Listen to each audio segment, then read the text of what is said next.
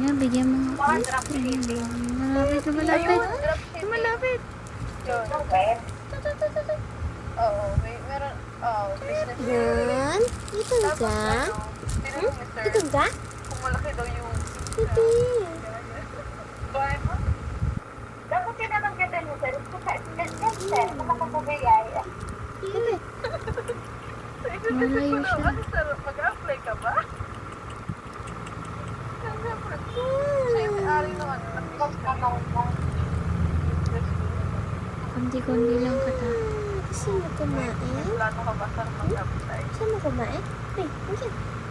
Tapos meron pa din ako isa pang kaklase. Gustuhan niya. May business din siya dati. Bawal mo na siya ng chicken today. Bibi, ito ba? Bumalik. Naantok na siya. Nung sa pandemic, Then, kurang ka na niya. siyempre humina. Tapos, Bibi. eat ulit. Bye, Tas tutulog ngayon, na ako. Pero, try pa din. Sabi naman ni sir, ganun naman daw talaga sa business. Oo, okay lang yun. Mga ganun po.